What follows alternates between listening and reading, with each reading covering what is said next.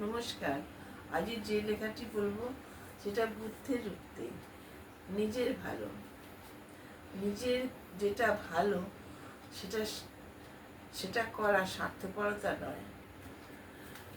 অন্যের কথা চিন্তা করে অনেকে নিজের ভালো করে না। জীবন একটাই, নিজের যেটা ভালো সেটা আগে করা দরকার।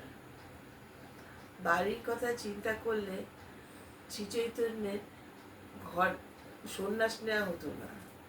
তিনি জনে জনে কৃষ্ণপ্রেম বিধি করতে পারতেন না। আমরা একজন অতি মানবকে হারাতাম। আবার গৌতম বুদ্ধ বাড়ি না ছাড়লে আমরা অত বড় মানুষকে পেতাম না।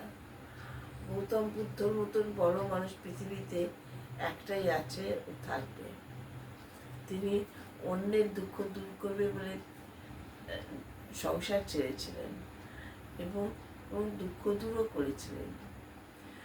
পৃথিবীতে এরকম আর কোনো মনীষী করেননি। তাই নিজে যেটা ইচ্ছা হয় সেটা আগে করা দরকার।